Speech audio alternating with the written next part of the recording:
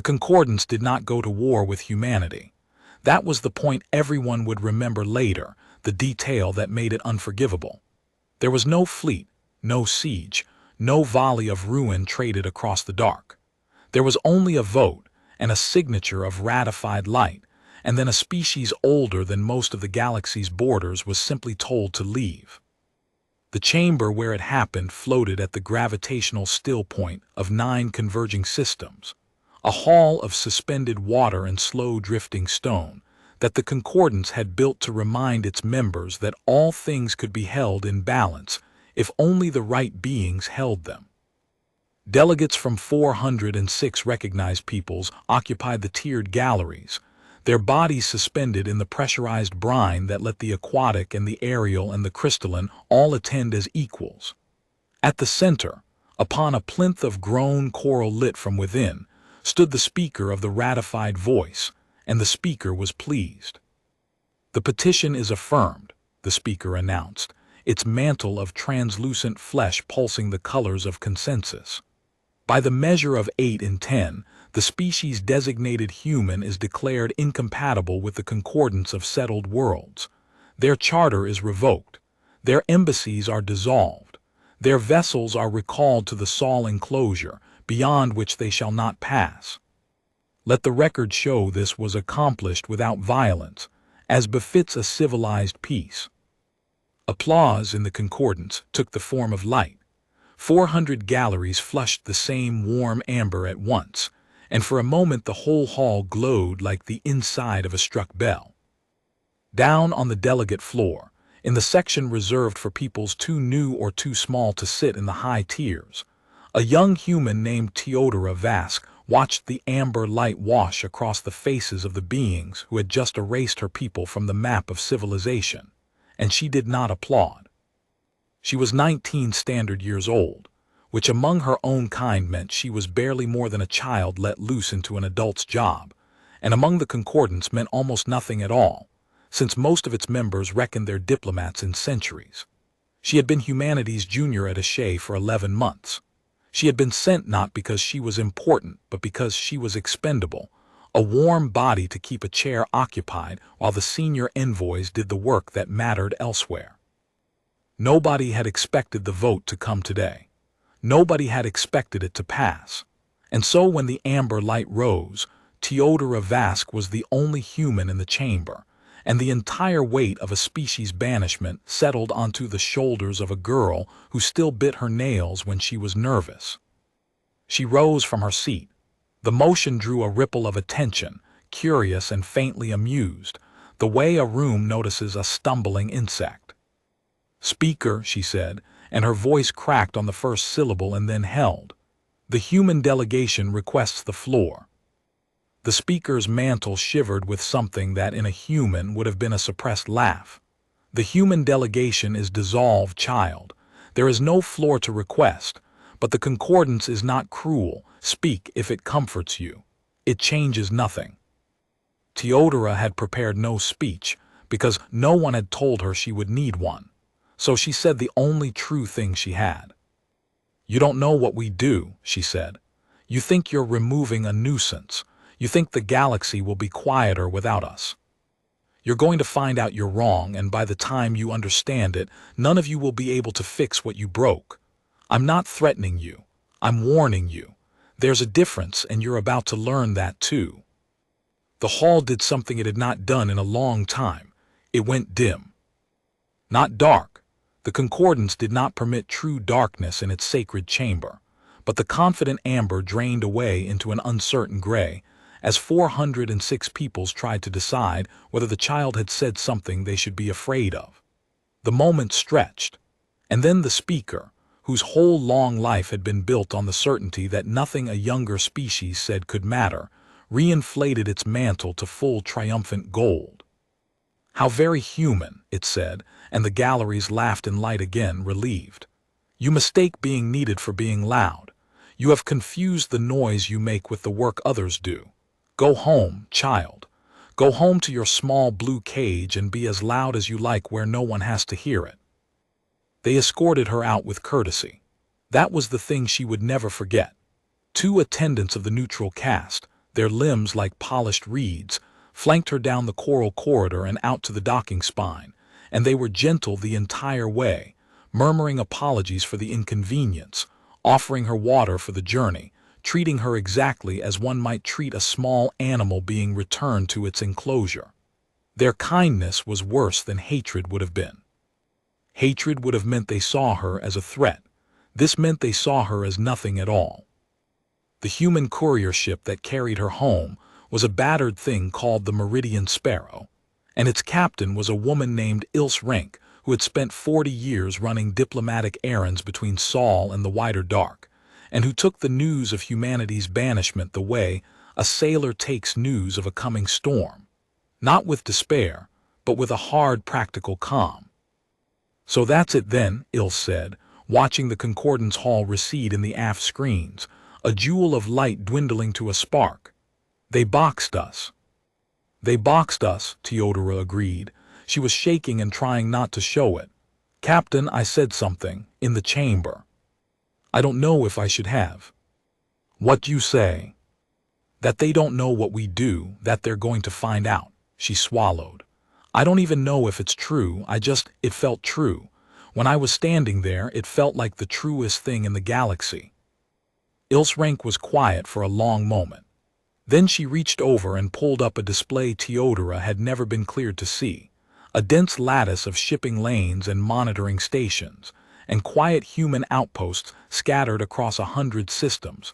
The Concordance had never bothered to map because they were empty, worthless, dangerous places no sensible species would go. "It's true, kid," Ilse said. "It's more true than you know. Let me show you what humanity actually does out here. And then you'll understand why what happened in that room is the worst mistake 400 civilizations ever made together. To understand what humanity did, you have to understand what the Concordance did not do, and could not do, and had spent 10,000 years arranging its entire civilization around not having to do. The galaxy the Concordance governed was beautiful and old and profoundly, structurally afraid. Every founding species carried in its history some catastrophe that had nearly ended it. A plague, a rogue AI, a stellar collapse, a war that salted 100 worlds. And out of those catastrophes, each of them had drawn the same lesson, refined over millennia into the bedrock philosophy of settled civilization. Risk was the enemy. Uncertainty was the enemy. The unknown was to be surveyed, catalogued, walled off, and never, ever entered until it had been made safe. The Concordance's entire genius was the genius of the careful. They built slowly. They expanded only into territory that had been proven harmless by centuries of unmanned observation. They lived long and safe and unbothered, and they were proud of it, and they had every right to be, because it had worked for 10,000 years. But a galaxy is not a safe place, no matter how carefully you arrange the parts you can see. And there were things in the dark between the settled worlds, old things, hungry things, unstable things, that did not respect borders drawn by careful people. Dead stars that were not as dead as they looked. Derelict machines still running the last insane commands of species long extinct. Rifts in the deep structure of space where the laws themselves grew thin. Predatory drifts of self-replicating matter that ate ships and grew stronger. The Concordance knew about these things. It knew about them the way a person knows about the ocean floor, as a catalog of dangers safely far below to be avoided, never touched. The problem with never touching a danger is that it does not stop moving. And so, quietly, over 3 centuries, without ever being asked and without ever being thanked, humanity had become the species that touched the dangers so that no one else had to.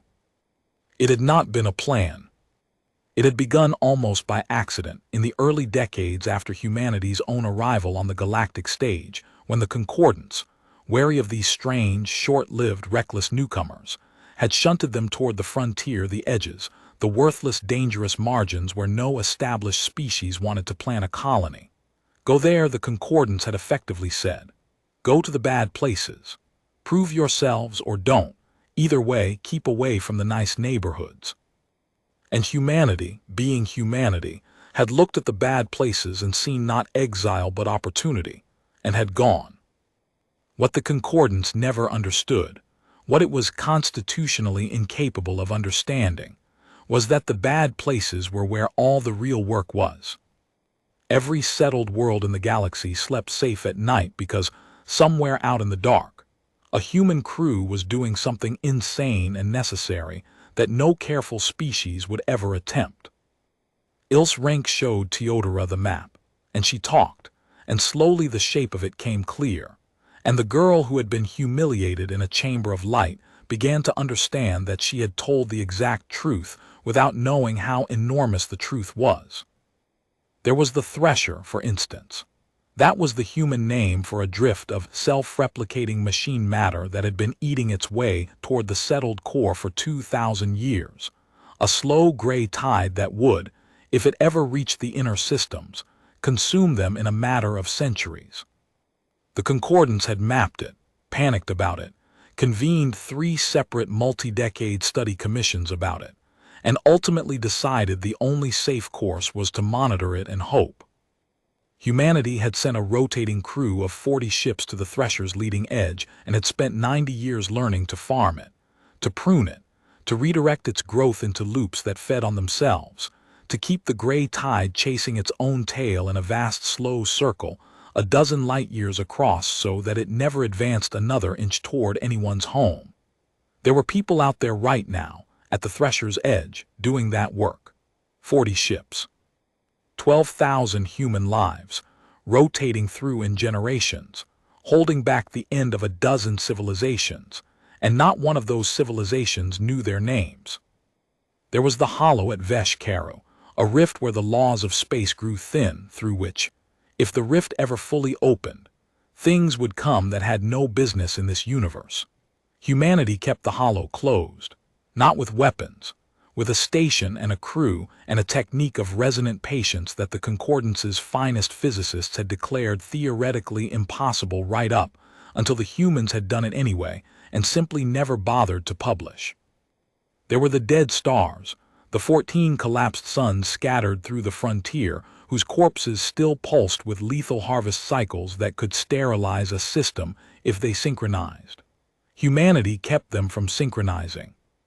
It was tedious, thankless, endless work, and it was the only thing standing between the settled core and a chain reaction of stellar death.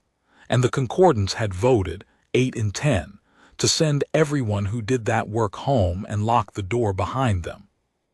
They don't know, Teodora whispered, staring at the map. They genuinely don't know. They don't want to know, Ilse said. That's different. Deep down, some of them suspect. But knowing would mean admitting they've been depending on the species they look down on. So they've built themselves a story where we're just loud and reckless and lucky, and the dangers we manage are dangers that were never really dangerous, and the galaxy is safe because they made it safe. That story is very comfortable. And in about a month, when the last human ship pulls back inside the Sol enclosure like they ordered, that story is going to start killing them. Teodora looked at the map a long time. 40 ships at the Thresher, a station at the Hollow, 14 dead stars kept out of rhythm, 1,000 small vigils she was only beginning to see, all of them about to be abandoned because 400 civilizations had decided politely, without a fight, that humanity was a nuisance they'd be better off without. How long, she said, after we pull back, how long before they notice? Ilse's face was grim. The Thresher's slow, years maybe before that one bites, but the dead stars, she shook her head. The dead stars keep their own schedule, and there's a synchronization window coming. We've been breaking it up every cycle for 200 years. The next one, she checked the display, the next one opens in 19 days. And we'll be gone. And we'll be gone, Ilse said. Ordered gone. By law, the first thing they'll feel won't be the Thresher or the Hollow. It'll be the sky over the settled core catching fire in a place they were absolutely certain was safe. And they won't have the first idea why, because the only people who ever understood it will be sitting behind a locked door 40 light years away, doing exactly what they were told.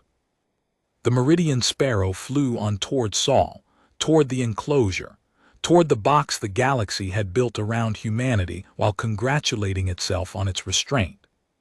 And Teodora Vask, 19 years old, junior attaché of a dissolved delegation, sat in the dark of the cockpit and felt the warning she had spoken without understanding it begin to come true. The Saul enclosure was not a wall. That was the cruelty of the Concordance's engineering. It never built anything so crude as a wall. Instead, in the 19 days after the vote, its automated tending craft strung a lattice of interdiction buoys through the approaches to humanity's home system, thousands of them, each one a small, polite machine broadcasting the same message in 400 languages. Beyond this line, you are in violation. Any human vessel that crossed outward would have its charter permanently voided, its crew declared outlaw, its right to exist withdrawn. The Concordance would not fire on them. It would simply stop recognizing that they were people. And in a galaxy run by law, ceasing to be recognized as a person was a death sentence with the trigger pulled by paperwork. Humanity came home. That was the thing that would haunt the record afterward, the detail the Concordance's own historians would circle back to again and again with growing horror.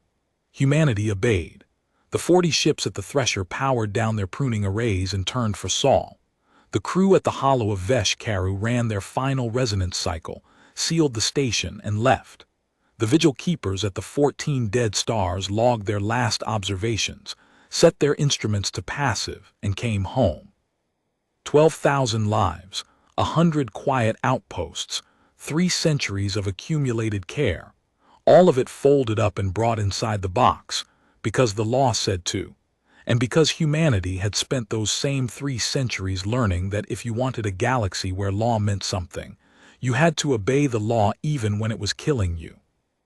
Teodora Vask stood on the observation deck of the Saul relay station and watched the ships come in. They arrived in 1s and 2s over the 19 days, scarred working vessels with names like the Grey Warden and the Ninefold Patience and the Long Vigil, ships that had spent decades at the edges of the galaxy doing impossible things, now filing home like animals into a pen. Their crews disembarked quiet and hollow-eyed. They knew what they were leaving undone. They had argued, some of them in the private human channels, argued that they should refuse, should stay at their posts, should let the Concordance strip their charters and call them outlaws while they kept the gray tide turning and the dead stars out of rhythm.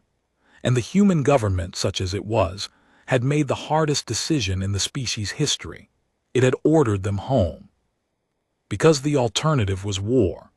And humanity, alone among the species of the galaxy, understood exactly what it was capable of, and was more afraid of that than of anything the Concordance could do. If 12,000 humans stayed at their posts as declared outlaws, and the Concordance sent its careful automated craft to enforce the interdiction, then humans would have to decide whether to fight. And if humans decided to fight, at the edges of the galaxy, in the bad places, with 3 centuries of hard-won knowledge about how the dangerous dark actually worked, the Concordance would learn a second lesson far worse than the first. So the government chose the smaller catastrophe. It brought everyone home. It let the vigils fail.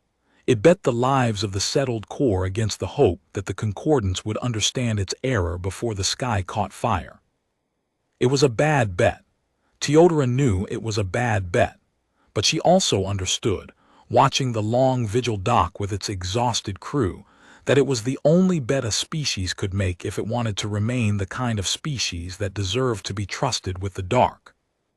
On the 17th day, she was summoned. The human government operated out of a repurposed orbital habitat that had once been a shipyard, all exposed girders and improvised partitions, nothing like the grown coral grandeur of the Concordance Hall. Teodora was brought to a low room where a dozen people sat around a scarred table, and she recognized none of them, and all of them looked at her the way you look at the last witness to something important. "You're the attaché," said a woman at the head of the table. She was perhaps 60, with the kind of face that had made too many impossible decisions. Her name, Teodora would learn, was Administrator Halloran, and she carried the closest thing humanity had to executive authority. You were in the chamber when they voted. Yes. You said something to them. It's in the Concordance record, word for word. Halloran leaned forward. You told 400 civilizations that they didn't know what we do and that they'd find out and that by the time they understood it, they wouldn't be able to fix what they'd broken. A pause. Where did that come from? Who briefed you to say that? No one, Teodora said. No one briefed me on anything. I wasn't supposed to be the one in the room. I stood up and it came out. I didn't even know if it was true. Something passed around the table. A look exchanged among people who had spent their lives managing information and knew exactly how rare and dangerous an unscripted truth was. It's true, Halloran said. It's the truest thing anyone said in front of the Concordance in 100 years. And the fact that you said it without knowing why, she started again. We have a problem at attaché, and you've just made yourself part of the solution to it, whether you want to be or not. The problem, Halloran explained, was communication. Humanity was boxed. Any human ship that crossed the interdiction line was, by Concordance law, no longer human at all, stripped of charter, of protection, of the recognition that made diplomacy possible. If humanity wanted to warn the Concordance about the dead stars, about the Thresher, about the Hollow, about all the vigils now failing in the dark, it could not send a ship. It could not send an envoy. It could only send a message through the Concordance's own channels, and the Concordance had made very clear that it would receive no further communication from a dissolved delegation. Every warning humanity transmitted was being caught by the interdiction buoys and discarded unread, filed as the noise of a nuisance species that had not yet accepted its removal. They've stopped listening, Halloran said. We've been screaming the truth at them for 17 days and they've turned off the receiver. They think it's a bluff. They think we're crying danger to force our way back in. And in 2 days, the dead stars begin their synchronization window, and there is no one out there to break it, and the Concordance is going to lose a system it was absolutely certain was safe, and it still won't know why, because it's not listening. So make them listen, Teodora said. We can't, not through channels. There's only one way left. Halloran's face was very still. There's one place in the interdiction lattice where a small enough craft, flown by someone who knows exactly what they're doing, could slip through without triggering the charter void. It's a needle's eye. It requires a pilot who can read the buoy timings live and thread them in real time, and it requires a passenger small enough and unimportant enough that the Concordance won't have flagged them personally. Someone who can walk into a Concordance station as an individual, not a delegation, and be heard as a person before anyone realizes what they're hearing. The room was silent. Teodora understood slowly what she was being told. You want to send me, she said, back out through the box to tell them. You're the only human whose personal identity the Concordance recorded during the vote, Halloran said. In their own record, you're not a delegation. You're a girl who stood up and said something. If anyone crosses that line and reaches a Concordance station, it has to be someone they'll treat as an individual long enough to listen. That's you. It was always going to have to be you, from the moment you opened your mouth in that chamber. You made yourself the message, attaché. Now we need you to carry it. Teodora Vask was 19 years old. She thought about the amber light in the great hall, the polite attendants offering her water as they escorted her out, the certainty in the speaker's voice. She thought about 12,000 people who had come home when they were told to, leaving the dark unguarded. She thought about a system full of settled worlds, careful and old and afraid, that had 2 days before its sky began to burn. When do I leave? She said. The pilot was Ilse Renk. Of course it was Ilse Renk. The woman had 40 years of running the margins in her hands, and she was the only human alive who could thread the needle's eye of the interdiction lattice without lighting up every buoy in the box. They gave her a ship stripped down to almost nothing, a splinter of a craft called the Wren's Needle, barely more than an engine and 2 seats, and a hull skinned in absorptive matte black. And they gave Teodora a data core the size of her thumb, containing 3 centuries of human vigil logs, every observation of the thresher, the hollow, the dead stars, the 1,000 small dangers humanity had quietly managed. Proof. Undeniable, cross-referenced, time-stamped proof of everything humanity had been holding back. "They'll say it's forged," Teodora said, turning the data core over in her fingers. "Some of them will," Halloran agreed, "for about a day. And then the dead stars will synchronize exactly the way our logs predict, at exactly the hour our logs predict, and there will be no argument left. The data core doesn't have to convince them, attaché. It has to be in their hands when the sky proves it right. Your job isn't to win the argument. Your job is to make sure that when reality wins the argument for us, someone's there who can tell them what to do next, because they won't know. 3 centuries of us doing the work means 3 centuries of them not learning how. When the dead stars start to burn, the Concordance won't have a single soul who knows how to stop it." "You will." Teodora looked at her. "I don't know how to stop it either." "You'll have the logs, and you'll have Ilse, and you'll have the thing that actually matters, the thing that's kept us alive out here for 300 years while everyone smarter and older and safer than us hid behind their borders." Halloran's mouth twitched into something almost like a smile.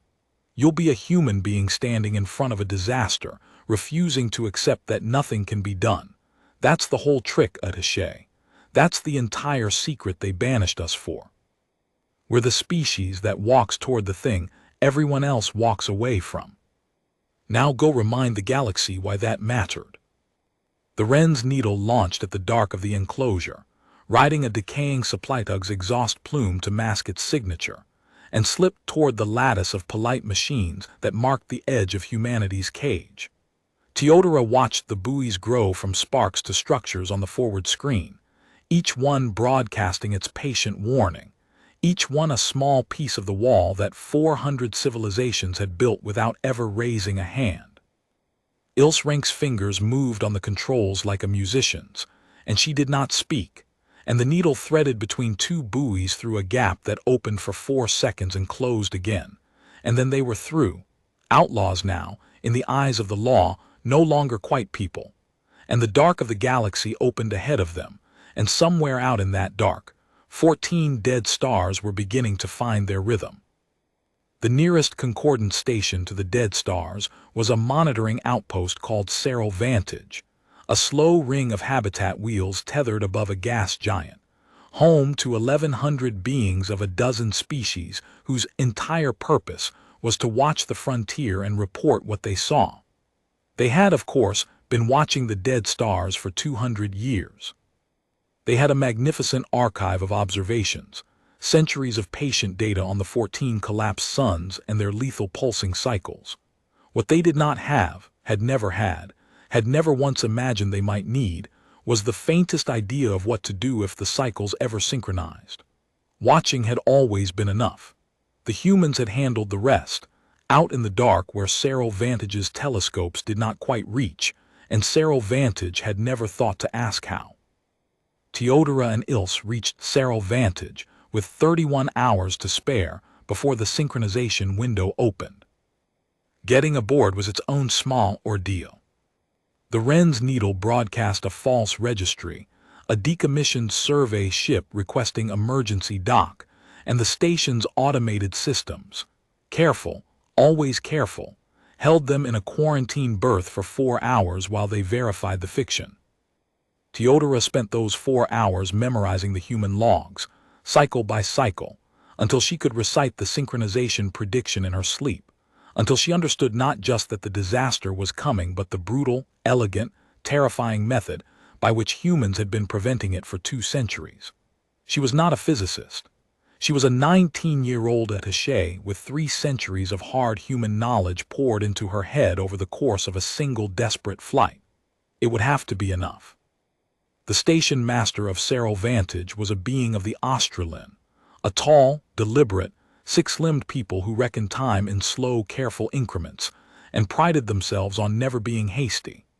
Its name was Vaunt of Careful Waters, and it received Teodora in a viewing gallery that looked out over the vast striped face of the gas giant. And it was, at first, exactly as polite and exactly as dismissive as the speaker in the great hall had been. "You are human," Vaunt of Careful Waters observed, its 4 eyes tracking her with mild interest. "The record marks your species as recalled and enclosed. Your presence here is a violation. I could void your recognition with a single report." A slow, considering pause. "I have not yet done so."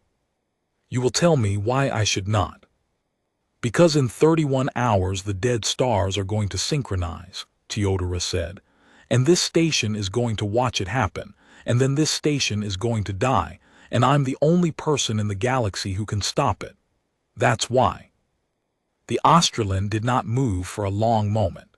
Then it made a slow gesture with 2 of its limbs that Teodora would later learn was the equivalent of a patient, pitying smile. "The dead stars have been observed for 200 years, Vaunt of Careful Waters said. "Their cycles are chaotic but bounded. Synchronization is theoretically possible and practically negligible. The probability across any given window is vanishingly small. This is established science, child. It is in the archive. Your kind has always mistaken the frontier's noise for the frontier's meaning.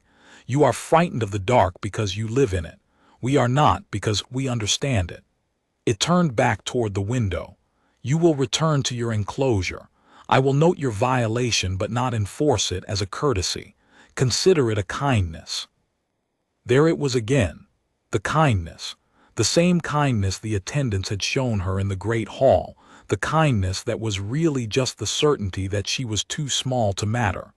Teodora felt something harden in her chest. "The probability is vanishingly small," she said, "because for 200 years humans have been reaching into the window every cycle and pulling it apart. It was never negligible. It was managed. The reason your archive shows synchronization almost never happens is that we were out there making sure it almost never happened. And this cycle, for the first time in 2 centuries, no one's there, because you sent us home." She stepped forward and she held up the data core. "Everything is on here. Every cycle, every intervention, every time we broke the window apart while your telescopes watched the stars stay quiet and your archive wrote down that they were quiet on their own. You've been reading the results of our work for 200 years and calling it the natural order. Take the core, read it, and then look at your own predictions for the next 31 hours and tell me your science still says negligible." Vaunt of Careful Waters did not take the core. But it did not throw her out either. And that hesitation, that single crack of doubt in a being whose entire civilization was built on the certainty of the careful, was the first small victory Teodora Vask won for her species since the vote. "I will humor you," the Australian said at last, "to the extent of running your claim against the archive, not because I believe you, because I am careful, and a careful being investigates even foolish claims before dismissing them." It took the data core, finally, with a fastidious limb. "If your figures are forgeries, I will void your recognition and this conversation ends. If by some absurdity they are not," it paused, and for the first time something like unease flickered through its measured calm, "then we will have a different conversation. A much worse one." They gave her a room to wait in while the station's analysts fed 3 centuries of human vigil logs into Cyril Vantage's careful, methodical, catastrophically slow verification systems. Ilse rank paced. Teodora sat very still and watched the clock, and the clock counted down toward the synchronization window, and the analysts worked, and the Concordance's whole institutional character, its deliberateness, its caution, its refusal to be hasty, became, in that room, a slow-motion catastrophe. Because the humans had built their warning to be undeniable, but they had not been able to make it fast, and the Concordance did nothing fast. 11 hours before the window, the analysts confirmed the logs were authentic. 8 hours before the window, they confirmed the synchronization prediction matched the current cycle behavior of the dead stars. 6 hours before the window, Vaunt of Careful Waters summoned Teodora back to the viewing gallery, and it was a different creature. Its slow calm had curdled into something Teodora recognized, because she had felt it herself in the great hall on the day of the vote. It was the look of a being watching the ground it had always trusted turn to water beneath it. "It is real," Vaunt of Careful Waters said. Its voice had lost its measured music. "The synchronization is real. It is coming. The models we have always used. They never included your intervention, so they never predicted this. They said it could not happen, and it is happening, and I have 6 hours, and I do not." It stopped, its 4 eyes fixed on the human girl. "I do not know what to do. In 200 years of watching, no one taught us what to do because you did it, and we never knew you were doing it. Tell me what to do." And there it was, the dawning dread, arriving exactly on schedule, in exactly the being Teodora had needed to reach it. She thought of Administrator Halloran's words in the girdered room. "Your job is to make sure someone's there who can tell them what to do next." She looked out at the gas giant, and past it, at the dark where the 14 dead stars were sliding, one by one, into their killing rhythm. And she understood that she was about to try to talk a station full of the galaxy's most careful beings through the single most reckless thing any of them would ever do. "You're not going to like it," Teodora said, "because the only way to stop it is to do the exact thing your entire civilization is built to never do. You're going to have to send ships toward the danger instead of away from it. You're going to have to move fast and act on incomplete information and accept that some of you might not come back. That's the human method. That's the thing you banished us for. And in about 6 hours, it's the only thing that's going to keep everyone on this station alive." She held the Australin's gaze. "So, are you careful enough to do something reckless, or are you careful enough to die?" The dead stars were 14 corpses of suns, scattered across 9 light-years of the frontier, and what made them lethal was not their light but their resonance. Each collapsed star pulsed, throwing out a slow, rhythmic wave of exotic radiation on a cycle of its own, harmless in isolation, a mere curiosity, the kind of thing the Concordance loved to catalog and observe. But the 14 cycles drifted, slowly, over decades, and every 2 centuries or so they slid toward a moment when the pulses would align. And when 14 dead stars pulsed as one, their combined resonance would build into a single catastrophic wave, a scythe of exotic radiation sweeping outward through the frontier, sterilizing every system in its path, including this cycle, the settled worlds of the inner Concordance, 40 of them, home to 9 billion beings who had voted, or whose delegates had voted, 8 in 10, to send the only people who could stop this home.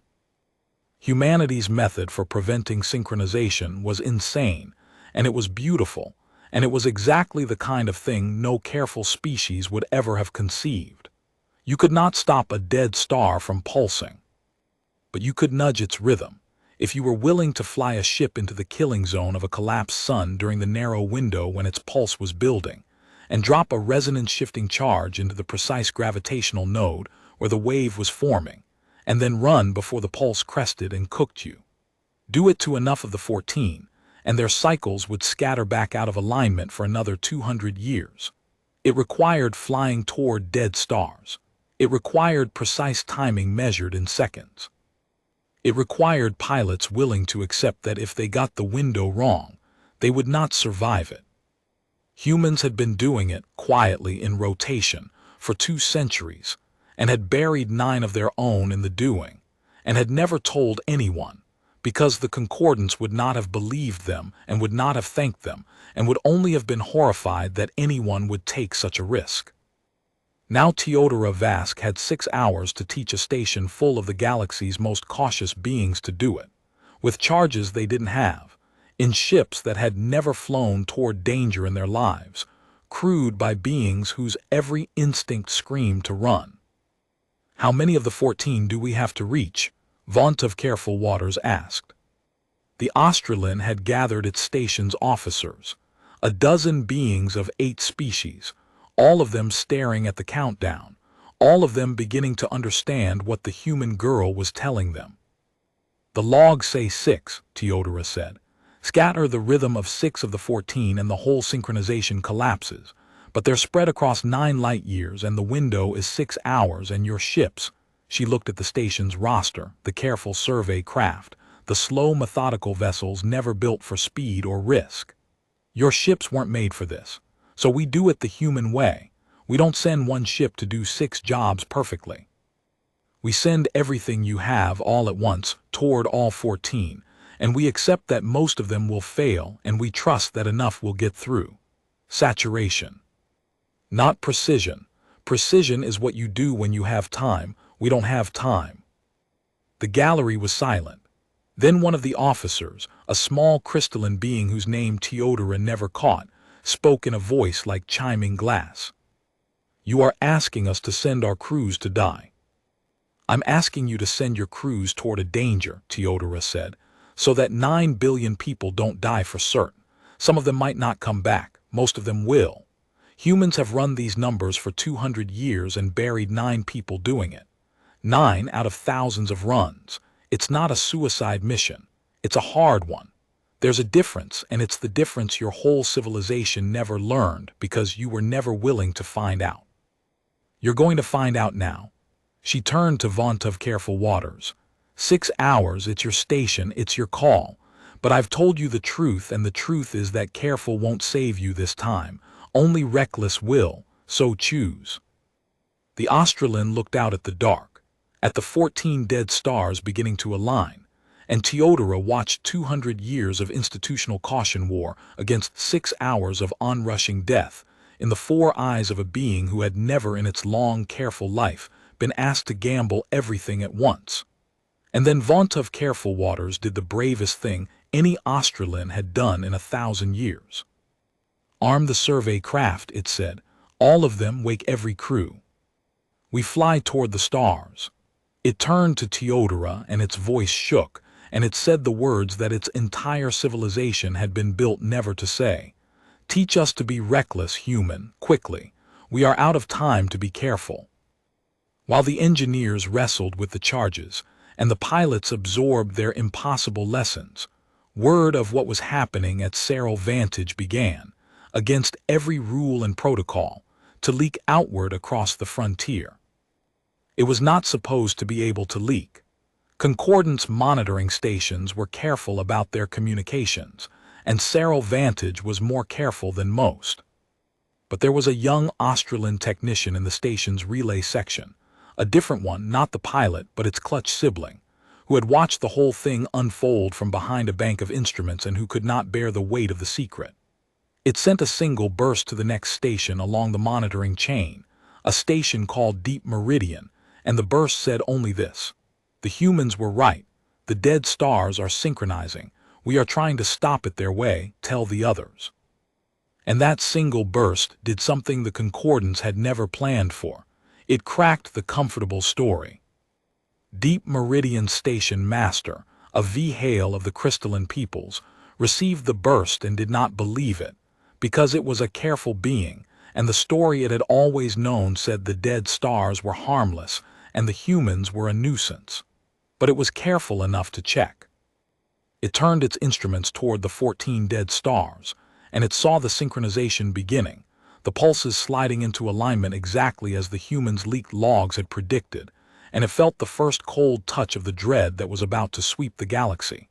And then it did the thing that would begin humanity's redemption. It forwarded the burst to the next station, and the next, not because it had authority to, but because a 9-light-year scythe of radiation does not care about authority. By the time Teodora's 14 survey craft launched, a dozen Concordance stations were watching Cerro Vantage, silent, horrified, following the operation in real time through relayed instrument data. They watched a station full of careful beings arm mining charges into starshakers. They watched 40 survey technicians who had never flown toward danger climb into their ships. They watched, and they understood, one station at a time, exactly what the human girl in the Great Hall had meant when she said, "You don't know what we do." Among the watchers, at a station 3 days from Cerro Vantage, was a delegate who had been present at the vote. Its name was Seshamaru, and it had raised its limb for banishment, had flushed amber with the consensus, had gone home satisfied that a nuisance had been safely removed. Now it sat before a relay screen and watched the consequences of its vote arrive, and it could not look away, and it would never be the same being again. Because Sesshammaru understood, watching those ridiculous improvised ships fly toward death, that it had not voted to remove a nuisance. It had voted to remove the load-bearing wall of a house it lived in, and the house was about to fall, and the only reason it might not was that the very people it had cast out had crossed the line it drew and come back to hold the wall up with their bodies. "Why are they doing this?" Sesshammaru asked the empty relay room, and no one answered because there was no answer in the whole careful philosophy of the Concordance that could account for a species walking back toward the thing that had thrown it away. "We banished them. We told them they were no loss, and they came back. Why would anyone come back?" The question would haunt 400 civilizations in the days that followed, and none of them would arrive at the answer, because the answer was not in any archive or catalog. The answer was a 19-year-old girl in a control gallery, counting terrified crews down toward dead stars, refusing to leave any of them alone in the dark. The operation unfolded across 90 minutes that would be studied for 1,000 years afterward, and Teodora Vask lived every second of it 3 times over, once through the calm channels, once in her own hammering heart, and once in the faces of the beings around her as they slowly understood what they were witnessing.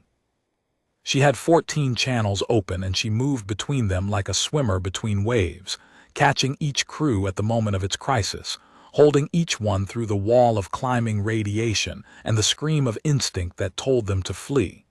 The pattern was always the same. The ship would reach the killing range. The radiation would climb. The crew's voices would tighten toward panic. And Teodora would be there, steady, saying the fear is not information. Watch the node, fly the number, I'm right here, I won't leave you. Some of them held. Some of them broke. And the ones who held did so because a human voice was in their ear refusing to let them be afraid alone, and that, Teodora understood, somewhere in the roaring 90 minutes, was the thing humanity actually did out here, the thing beneath all the vigils and the dangerous work. Humanity was the species that would not let you face the dark alone. Cyril 4 reached its star and held its nerve and dropped clean and ran, and its node scattered, and the crew wept over the calm in a language Teodora didn't know, and she said, "Good, that's good, come home," and switched channels. Cyril 2's charge misfired. The improvised device, rough and good enough, was this time not quite good enough. It detonated early, half a second off, and the node held and the star pulsed on, and the crew survived, but the mission failed, and Teodora logged it and carried it and switched channels. Cyril 12 reached its star late, so late that by the log's numbers there was no window left, and its crew asked her, terrified, "Do we abort?" And Teodora looked at the pulse phase and did the fastest and most dangerous calculation of her life and said, "No. There's a second node behind the first. You have a smaller window on the trailing edge. I've seen humans use it. Drop on the trailing node and you'll have 11 seconds. Do you trust me?" And the crew, 3 beings who 3 hours ago had never flown toward anything dangerous in their lives, said, "Yes, we trust you." And they flew the smaller window on the trailing node that Teodora had pulled from 3 centuries of human logs, and they dropped, and they ran, and they lived, and the star scattered. That was 5. And behind her, through all of it, Vontov Careful Waters watched, and the station watched, and a dozen relayed stations watched, and Sesshammaru 3 days away watched, and the whole careful galaxy watched a human child do the thing no careful being had ever learned to do.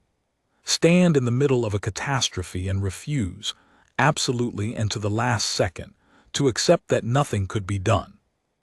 "You are not even a soldier," Vontov Careful Waters said at one point in a hushed, wondering voice during a lull between crises.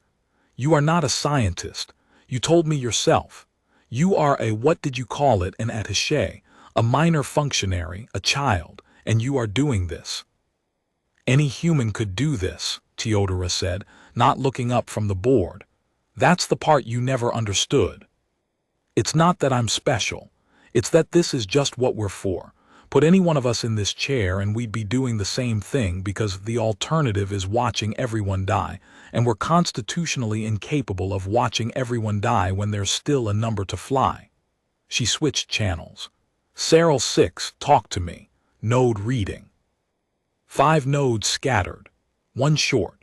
And then the board went quiet because every survey craft was either flown or lost or racing home too far to turn around, and the 90 minutes had become 11, and the synchronization, weakened but not broken, was still sliding toward its crest, and there was nothing left to send. Except the Wren's needle, except Ilse rank. Except the last, hardest lesson of the human method, which was that sometimes the number you had to fly did not have a survival window at the end of it, and you flew it anyway, because that was the price, and someone had to be willing to pay it, and humanity had spent 3 centuries learning to be the ones who would. Teodora Vask looked at the board and understood what came next, and understood who would have to do it, and for one moment, one single human moment, she let herself be 19 years old and terrified and grief-stricken and utterly unwilling to lose the woman who had shown her the map of everything her people quietly did. And then she carried it, the way she'd been taught, and she turned to tell Ilse Rink what the board was saying. But Ilse was already reaching for the flight harness, because Ilse had run the margins for 40 years, and Ilse had seen the number before Teodora finished the count.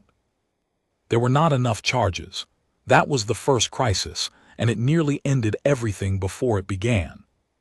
Humanity's resonance-shifting charges were purpose-built devices, refined over 2 centuries, tuned precisely to the exotic frequencies of collapsed suns. Serial Vantage had none of them, had never had any of them, had never known they existed. What the station had was a supply depot full of mining charges, seismic survey explosives, and the mundane industrial ordnance, a monitoring outpost keeps for clearing debris and cracking asteroids. Teodora looked at the manifest and felt the 6-hour window pressing down on her like a physical weight, and she thought, this is where it ends, this is where careful beats reckless after all, because we cannot make the tools in time. And then Ilse Renk, who had spent 40 years running the margins and improvising her way out of deaths the Concordance couldn't imagine, leaned over the manifest and said, we don't need their charges, we need their frequencies. And frequencies just a matter of shaping the blast.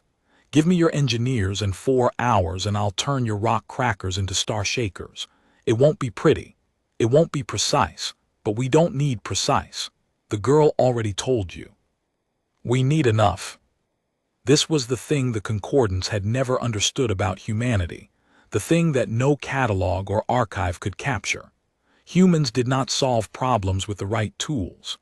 They solved problems with the wrong tools, badly, in time, because they had spent 3 centuries in the bad places where the right tools were never available, and the only choice was to improvise or die. Ilse Renk took Serial Vantage's careful, precise engineers, beings who had never in their lives built anything that wasn't specified to the 3rd decimal, and she taught them in 4 hours to build something rough and dangerous and good enough. She had them repack the mining charges, reshape the blast geometry, tune the detonation timing by hand to approximate the resonance shift the human's proper charges would have delivered. The engineers were appalled. They kept asking for specifications, for tolerances, for certainty.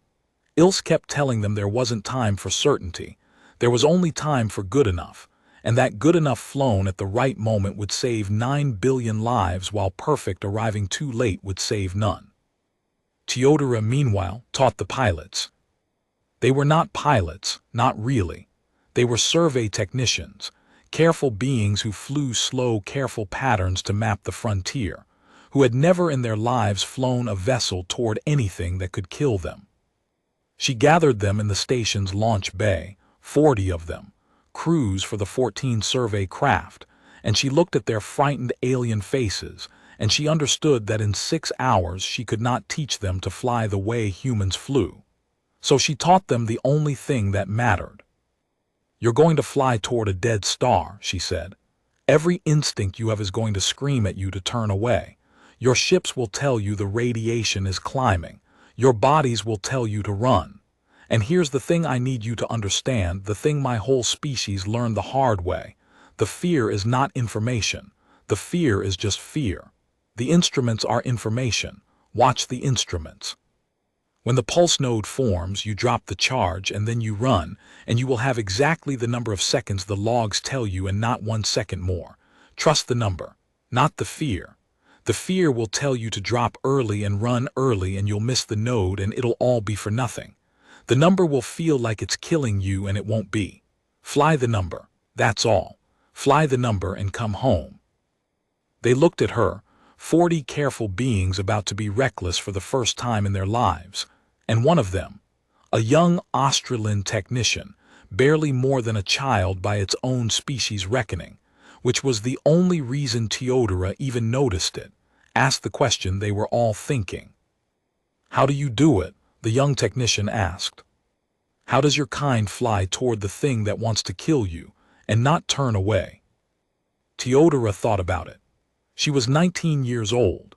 She had crossed an interdiction line and become an outlaw and talked her way into a station, and was now about to send 40 beings toward 14 dead stars.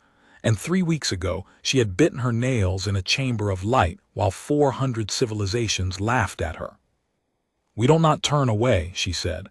"We're scared the whole time. Every human out here who ever did this was scared the whole time. That's not the secret. The secret is that being scared and doing it anyway is a thing you can practice. It's a muscle. You just did the first rep by deciding to get in the ship. Now you do the next rep and the next one, and you keep doing reps until the star's behind you and you're going home. That's it. That's the whole thing they banished us for. It was never that we weren't afraid. It's that we learned fear is something you can carry instead of something that carries you." She looked at the young technician.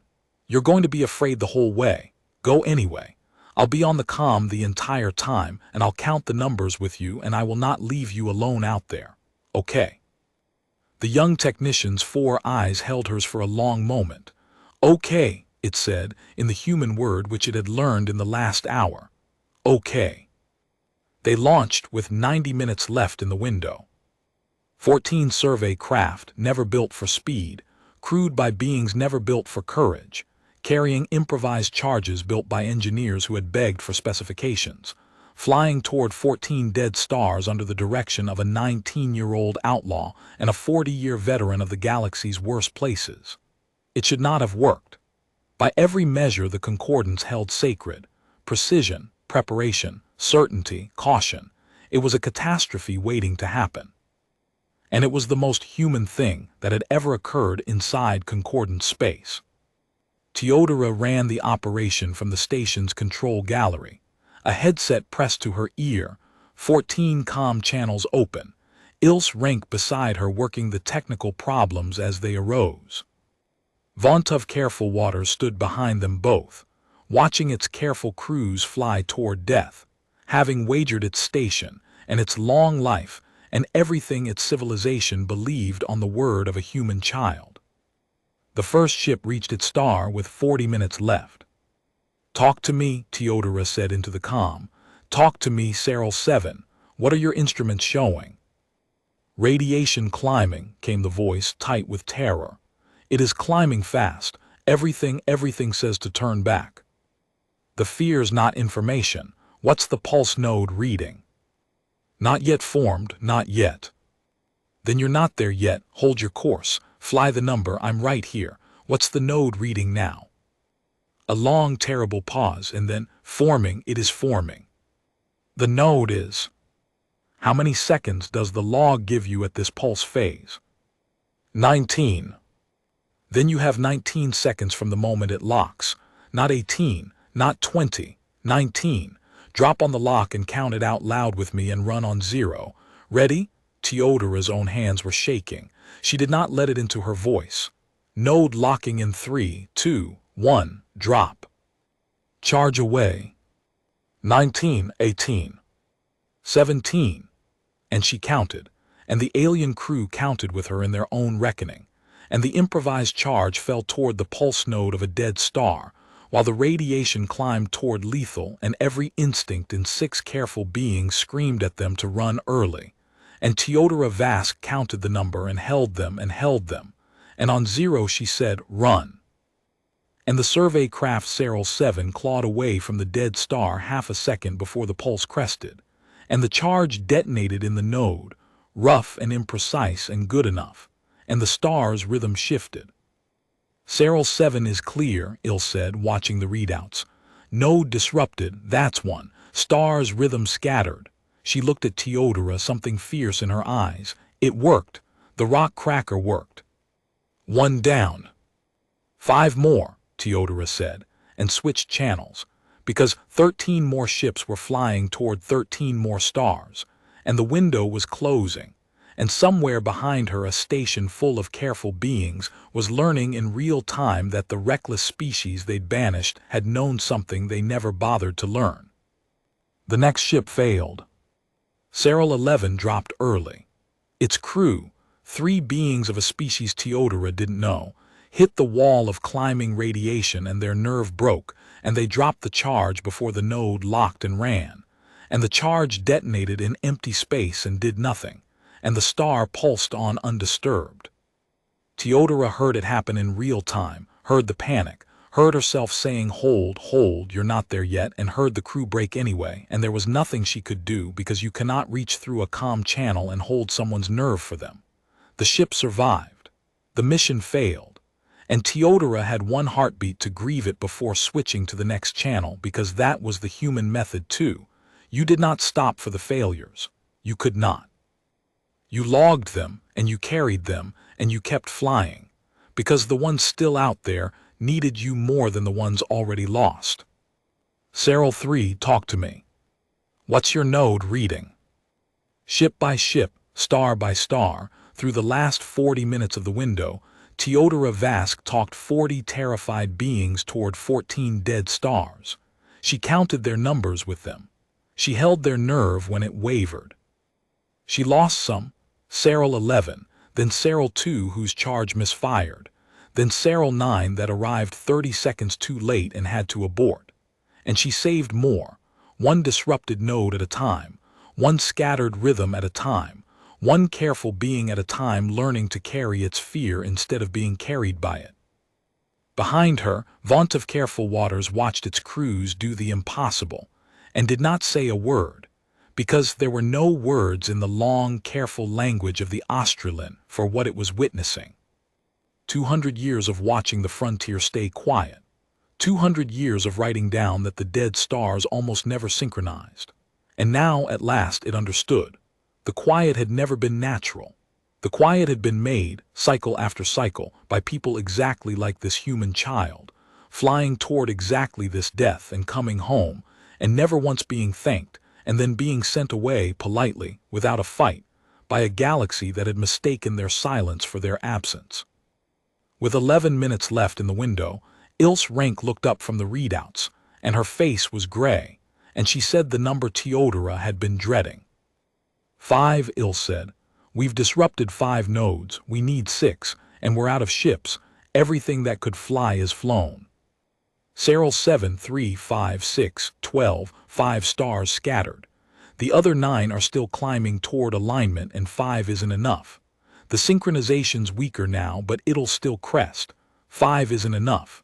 We need 1 more node, and there's nothing left to send. Teodora looked at the board. 9 dead stars still sliding toward alignment. 5 disrupted, 1 short. 11 minutes. Every survey craft flown and either lost, aborted, or racing home too far away to turn around. And 1 ship left in the docking bay that no one had counted, because it wasn't a survey craft, because it was barely a ship at all. The Wren's Needle. In the days after Cyril Vantage, the galaxy did not recover its balance. It could not. Balance was the thing the Concordance had prized above all others, the careful equilibrium of 10,000 years, and it had just discovered that the equilibrium had never been its own achievement at all. Everything the Concordance had believed about itself, that it was safe because it was wise, that it endured because it was careful, that its long peace was the fruit of its own restraint, curdled in a single week into a far more terrible truth. It had survived because someone else had been dying to keep it alive, out in the dark, unthanked, and then it had thrown that someone away.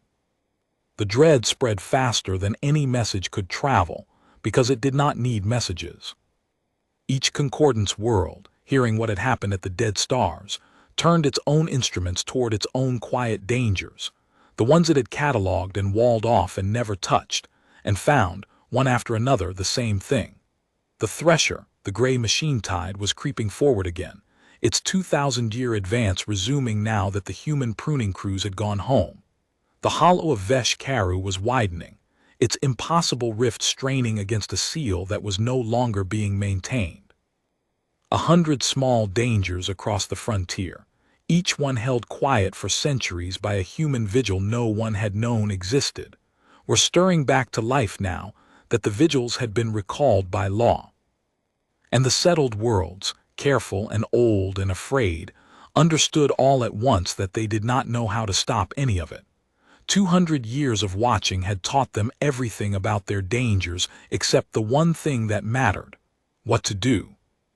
The knowledge of how, the 3 centuries of hard-won human technique, the resonance shifts and the pruning loops and the resonant patience that held the hollow closed, existed nowhere in any Concordance archive, because the whole point of what humanity did was that the Concordance never had to know it was being done.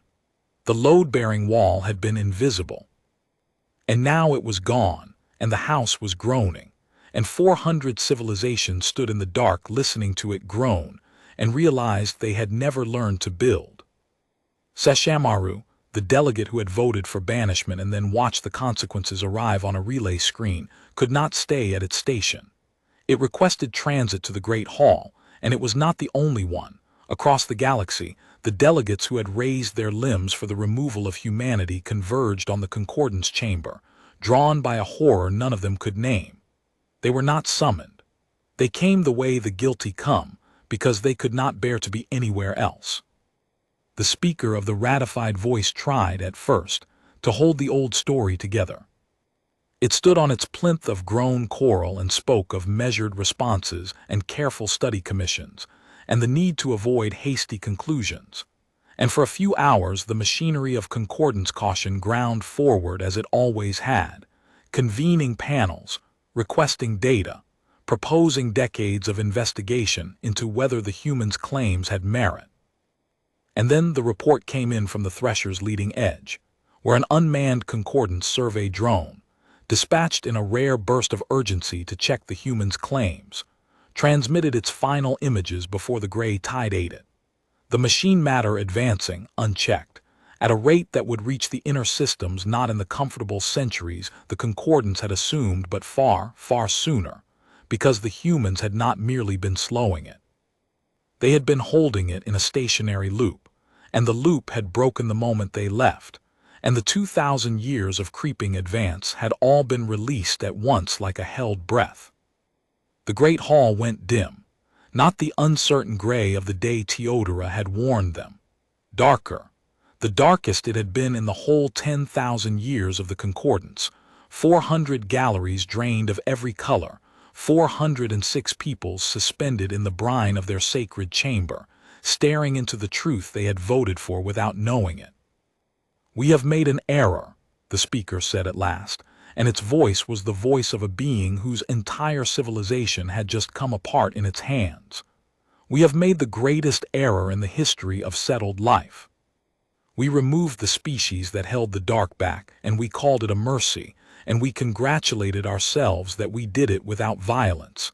And now the dark is coming in from 100 directions at once, and we do not know how to stop it because we never let ourselves learn. It could not make its mantle hold any color. There is only one thing to be done. And it is the most shameful thing this body has ever done, and we will do it anyway, because the alternative is the end of everything we were built to protect." They voted again. There was no smugness this time, no amber light of easy consensus, no laughter in the galleries.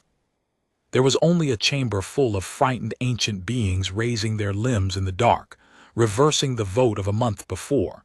Not 8 in 10 now, but all of them. Unanimous. Every single delegate, including Sesshammaru, who wept in its own crystalline way as it raised its limb. The banishment was struck from the record. The Saul enclosure was ordered opened. And a delegation, the largest the Concordance had ever assembled, 406 peoples represented, was dispatched to the box the galaxy had built around humanity, not to negotiate, not to bargain, but to do the thing the careful and the proud find hardest of all. To ask forgiveness and to beg. Teodora Vask was not there when they arrived at the enclosure, because Teodora Vask was still at Saral Vantage, in the control gallery, sitting alone in the chair where she had counted 40 crews and one friend toward the dead stars. The survivors had come home, 31 of the 40 pilots, weeping and shaking and forever changed, beings who had learned in 90 minutes to carry their fear and would never again be the careful creatures they had been. They came to her one by one, the survey technicians she had talked through their crises, and they did not know how to thank a human, because their species had no ritual for it, so they simply stood before her chair in silence and bowed and left. And the young Australian technician, the one who had asked her how humans flew toward the thing that wanted to kill them, came last, and it stood before her a long time. The fear stopped, it said finally. At the end, when I dropped the charge and ran, for one moment I was not afraid at all, just as you said, just as it hesitated. Just as your friend said over the comm before the end, she was right, the fear stops. She was right about a lot of things, Teodora said quietly. She usually was. I do not understand your species, the young Australian said. I have flown toward a dead star. I have done the thing humans do, and I still do not understand you. You were thrown away. You owed us nothing. And you came, and one of you died for beings who called you no loss. There is no logic in it. There is no careful reason. No, Teodora agreed. There isn't. That's the whole thing you never understood about us. It was never careful. It was never logical. It was just. She thought of Ilse's easy voice at the end, worth it every year. It was just what we do. We walk toward the dark so someone else doesn't have to, and we don't stop doing it just because the people we're saving threw us away. Because the day we start letting people die for being ungrateful is the day we stop being the thing that mattered. She looked up at the young alien who had learned to be reckless. You did the work today, real human work, so maybe you understand more than you think. Maybe the galaxy's about to have a lot more people who understand.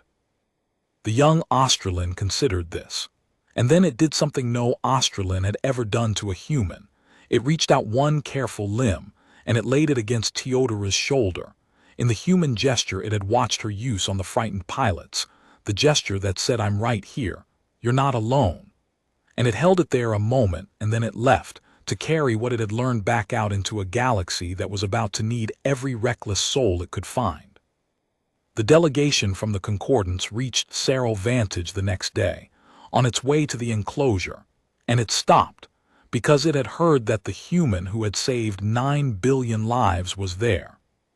406 peoples, represented by their highest envoys, filed into the station's largest gallery, and they found a 19-year-old girl sitting alone in a chair, exhausted past speech, having not yet let herself grieve the friend she'd counted into a dead star. And they did not know what to say to her, these ancient careful beings, because there were no words in any of their long languages for the size of what they had done and the size of what she had undone. So they did what Saral Vantage had done in the gallery when the wren's needle became light. They bowed. 406 peoples in the brine and the air and the vacuum suits of a dozen environments bowed to a human child, and this time the bow was not only grief, it was the beginning of awe. No, Teodora said before Ilse could speak. No, you're not thinking it. The needle can't reach a star and get clear in 11 minutes. Nothing can. It's not built for the pulse zones, it doesn't have the shielding. If you fly it into a dead star's killing range, you don't come out. I know what you're going to say, and the answer is no. The nearest undisrupted star is 4 minutes hard burn, Ilse said quietly. She was already pulling up the trajectory. The needle's fast, faster than anything in their bay. It can reach the node. It just can't get clear before the pulse crests. You're right about that. She looked at Teodora, 40 years of the galaxy's worst places in her eyes, and she was calm, the way she'd been calm when she first heard about the banishment. So it's a one-way run.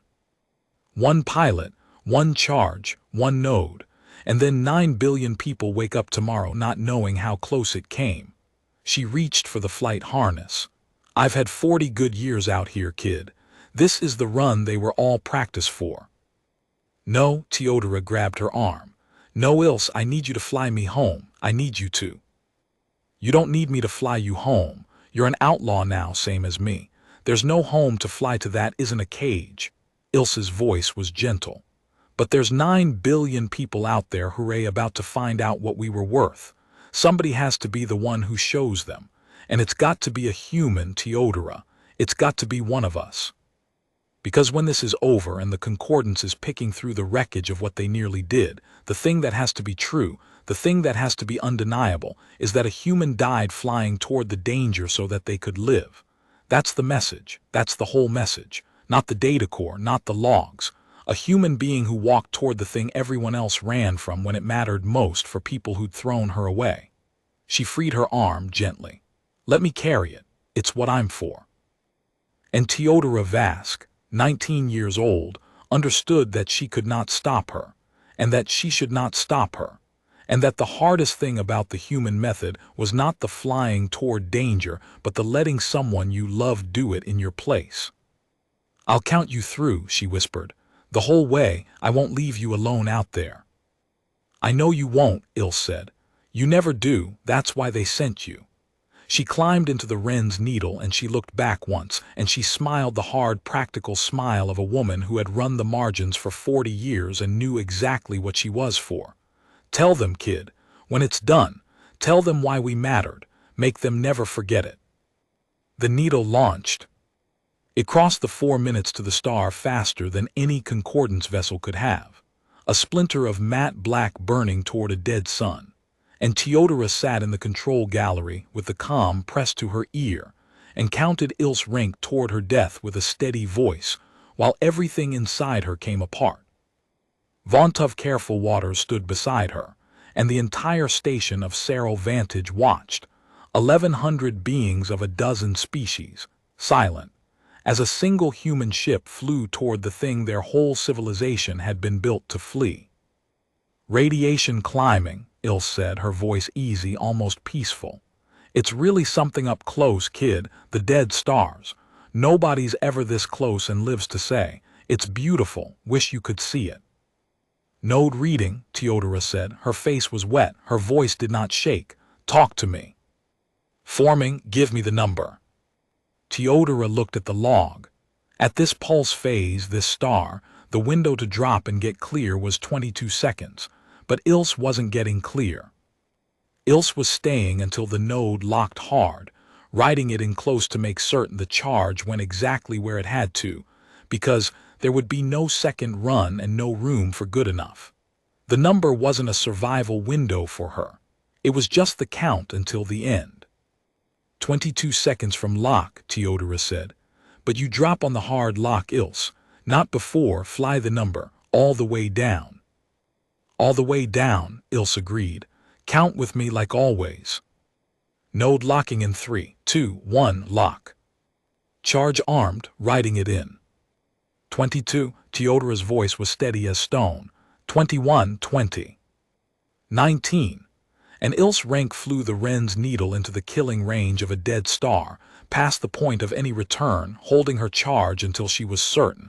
While a 19-year-old girl counted her down the way, she'd counted 40 frightened alien crews, refusing to let her be alone. 10, 9, 8. It's quiet out here, Ilse said. It's not scary at all at the end. Tell the kid who asked you, the young one, tell it the fear stops. Right at the end, the fear just stops. 5, 4, 3. Worth it, Ilse rank said. Every year, tell them why we mattered, Teodora. 2, 1. Drop. Charge away. The Wren's needle detonated its charge in the pulse node of the sixth dead star at the instant the pulse crested, and the rough improvised blast scattered the star's rhythm out of alignment, and the ship and the woman inside it became part of the light. And across 9 light-years of frontier, 14 dead stars that had been sliding toward a single catastrophic pulse fell out of rhythm, 6 of them scattered, the synchronization broken, the scythe of radiation that would have swept the settled worlds and killed 9 billion beings dispersing harmlessly into the dark, unfelt, unseen, by everyone it would have destroyed. The control gallery of Cerro Vantage was utterly silent. And then Vaunt of Careful Waters, the careful Australian, the being whose entire civilization was built on never being reckless and never being wrong, made a sound Teodora had never heard from an alien throat. A low keening note, grief and awe braided together, and it sank down on its 6 limbs, and it bowed its head toward the screen where the human ship had been, and every being in that gallery, 1,100 of them, a dozen species, did the same. They did not have a ritual for this. No Concordance world had ever needed one, so they invented it on the spot in silence, the whole station bowing to the empty place where a human had flown toward death so that they could live. "It is broken," Vaunt of Careful Waters said at last, its voice ruined. "The synchronization is broken." "Are alive. 9 billion beings are alive, and none of them will ever know how close they came or who paid for it." It raised its 4 eyes to Teodora Vask, and there was nothing careful left in them, only the terrible clarity of a being that has understood too late the size of its error. 200 years.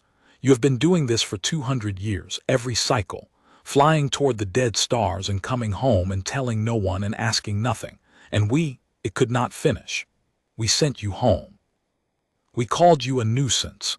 We congratulated ourselves that we removed you without violence, and you came when we were dying, and you did it anyway, even after we threw you away. Why, in the name of every settled world human, why did you come? Teodora Vask looked at the empty screen. She thought of Ilse Renk's easy voice at the end. The fear stops. Right at the end the fear just stops. She thought of 40 terrified alien crews learning to carry their fear. She thought of 12,000 humans who had come home when they were told to, leaving the vigils unguarded, betting everything on the hope that the galaxy would understand its mistake before it was too late. She thought of the amber light in the great hall, and the polite attendants offering her water, and the certainty in the speaker's voice that nothing a human said could ever matter. "Because that's what we do," she said. "It was never about being needed. It was never about being thanked. You banished us thinking we were loud, thinking we were a nuisance, thinking the galaxy would be quieter and safer without us. And you were half right. It would have been quieter, right up until the moment it went silent forever." She turned to face the Australian, this child of a species that had thrown her people away, and her voice did not break. "We're the ones who walk toward the thing everyone else walks away from. That's all we ever were. That's the whole reason we mattered. And you couldn't see it, because the whole point of what we did was that you never had to know it was being done. We held the dark back so you could sleep. And you thanked us by locking us in a box and telling us we were no loss." The word went out from Cerro Vantage within the hour, and it could not be stopped, because it was not a claim now. It was a survival.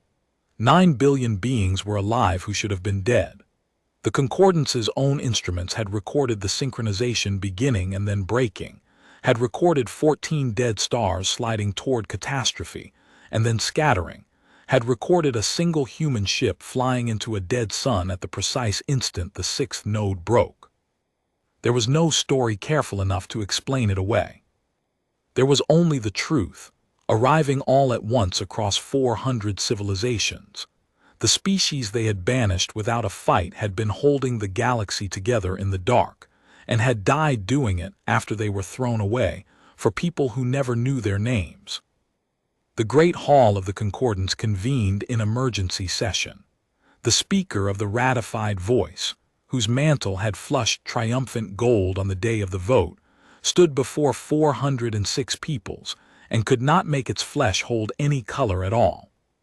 Because the thing every founding species had spent 10,000 years arranging its civilization around never having to face had arrived anyway, in the form of a truth they could not survey or catalog or wall off.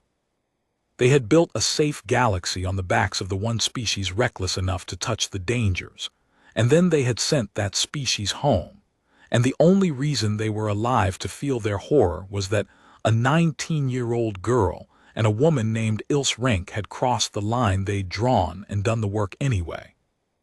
They did not banish humanity in the end. They could not. There was no vote careful enough, no consensus deep enough to undo what the galaxy now knew. The interdiction buoys were recalled. The Sol enclosure was opened. Envoys came to the box the Concordance had built, 400 delegations of them, and they did not come to negotiate. They came to beg the humans to go back out into the dark, to the Thresher, to the Hollow, to the 14 dead stars. Because in the weeks since the banishment the gray tide had crept forward, and the rift had begun to widen, and the galaxy had discovered, system by failing system, exactly how much its safety had depended on the people it threw away. Humanity went back. Of course it did. Not because the Concordance begged, and not because it was finally thanked, but because the work was still there and someone had to do it, and humans were still the only ones who would walk toward it. They went back the way they'd always gone, quietly, without ceremony, into the bad places at the edge of the light. And Teodora Vask went with them, no longer a junior attaché but the first human ever seated in the high tiers of the Concordance Hall, the girl who had crossed the line and carried the message, and counted a friend down into a dead star, so that 9 billion strangers could live. She never got used to the way the galaxy looked at her now. The dread and the awe braided together, the expression of beings who had learned too late what they'd almost lost. But she carried it the way Ilse had taught her to carry fear, as a thing you hold, not a thing that holds you. And when younger humans asked her, in the years that followed, why the galaxy had banished them and then bowed, she always told them the same thing, the truth she'd spoken by accident in a chamber of light and paid for in the dark. They thought we were the noise, she would say. They never understood we were the thing holding back the silence. They found out the hard way, and it cost us Ilse Renk to teach them. Don't let them forget it. Ever. We're the ones who walk toward the dark, and the day the galaxy remembers that is the day it finally deserves the people who do.